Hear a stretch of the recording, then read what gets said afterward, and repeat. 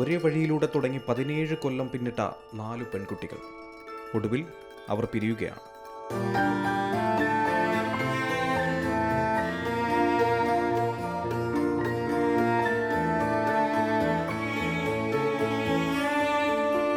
കുഞ്ഞു പ്രായത്തിൽ ഒന്നിച്ച് പഠനം തുടങ്ങിയതാണ് വയനാട്ടിലെ ഈ കൂട്ടുകാരികൾ.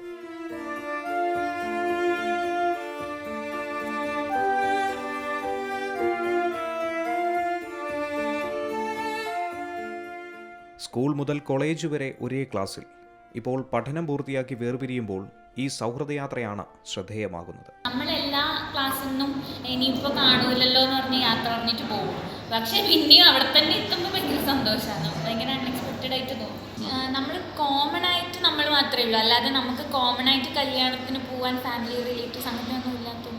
തിരുനെല്ലി SAUP സ്കൂളിൽ പഠനം ആരംഭിച്ച ചന്ദ്രലക്ഷ്മി, NC നവ്യ, AV അദർശ്യമോൾ, പാർവതി പ്രകാശ് എന്നിവർ ആദ്യ ദിവസം മുതൽ ഒരേ ക്ലാസ്സിലായിരുന്നു. തുടർന്ന് കാട്ടിക്കുളം ഗവൺമെന്റ് ഹൈസ്കൂളിലും +2 വരെയും ഡിവിഷൻ പോലും മാറാതെ ഒരുമിച്ച് പഠനം തുടർന്നു. മാനന്തവാടി ഗവൺമെന്റ് കോളേജിൽ BCom, MCom കോഴ്സുകൾക്കും ഒരുമിച്ച് പ്രവേശനം ലഭിച്ചതോടെ ഈ കൂട്ടുകെട്ട് കൂടുതൽ ശക്തമായി. വ്യത്യസ്ത ഇഷ്ടങ്ങളും സ്വഭാവങ്ങളും ഉണ്ടായിരുന്നെങ്കിലും സൗഹൃദത്തിൽ വലിയ മാറ്റമൊന്നും ഉണ്ടായിട്ടില്ലെന്നാണ് ഇവർ പറയുന്നത്. ഇപ്പോൾ ക്യാമ്പസ് ജീവിതം അവസാനിക്കുമ്പോൾ ഇത്തരമൊരു കൂട്ടായ്മ ഇനി ലഭിക്കില്ല എന്നുള്ളതാണ് ഇവർക്ക് തോന്നുന്നത്. അധ്യയന വർഷം അവസാനിക്കുമ്പോൾ അടുത്ത കൊല്ലം കാണുമോ എന്ന പതിവ് ചോദ്യം പോലെയല്ല. ഇത്തവണ തങ്ങൾ ശരിക്കും വേറിട്ട് പോകും എന്നോർക്കുമ്പോൾ ഇത്തിരി സങ്കടം എല്ലാവർക്കുമുണ്ട്. എവിടെ പോയാലും വീണ്ടും കാണുമെന്ന ഉറപ്പും.